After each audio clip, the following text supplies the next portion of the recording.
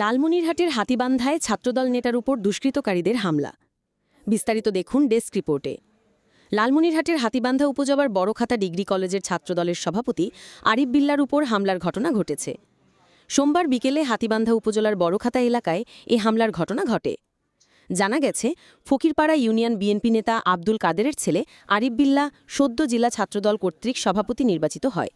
গতকাল পারিবারিক বিষয় নিয়ে একটি মারামারির ঘটনাকে কেন্দ্র করে সোমবার বিকেলে ওই এলাকার জাকির উনি আসাম মেহেদি নামে কয়েকজন দুষ্কৃতকারী এই হামলা করেন।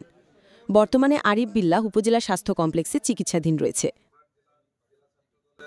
আপনারা এতটুকু অবগত আছেন যে আমরা গত কয়েকদিন আগে 4টি কলেজের কমিটি দিয়েছি, তার মধ্যে বড়খাতা ডিগ্রি কলেজের কমিটিতে আরিফ বিল্লাহকে সভাপতি নির্বাচিত করা হয়েছে। সেই আরিফ বিল্লাহ তার ব্যক্তিগত কাজে বড়খাতা বাজারে আসলে সেখানে গুপ্ত সংগঠন, যে সংগঠনটি বিগত 15-16 বছরে তাদের কোনো কর্মকাণ্ড চালায়নি, তারা হঠাৎ করে 5ই আগস্টের পরে মাথা চাড়া দেয় এবং আজকে সেই সংগঠনের নেতা আসাম মেহেদি ও তার সহযোগী জাকিন্নি সহ বেশ কয়েকজন আরিফ বিল্লাহর উপরে অতর্কিত রড, লাঠি, বাঁশ দিয়ে আক্রমণ চালায়। আমরা এই হামলার তীব্র নিন্দা এবং প্রতিবাদ জানাচ্ছি।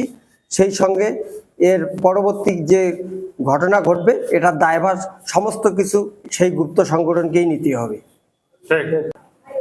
বিসমিল্লাহির রহমানির রহিম।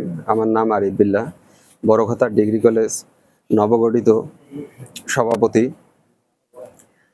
আমার যে ঘটনাটা ঘটেছে একটা পারিবারিক ঘটনা ছিল গুপ্ত জামাতের সঙ্গে। এই জামাতের নাম হলো আসাম আর মেহেদি।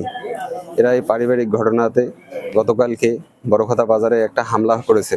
তারপরে আমাকে দল থেকে নোটিশ করা হয়েছে। তারপর দল তদন্ত কমিটি তদন্ত করতে এসেছে। এই সময় তারা আমাকে দোয়ানি মোড়ে আটকিয়ে বিতর্কিতভাবে চাবুক দিয়ে বিধর মারধর করেছে।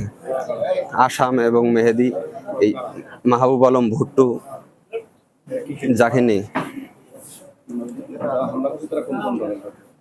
আসাম হলো জামাতের লোক, ভুট্টু হলো জামাতের লোক, জাকিনি হলো বিএনপির।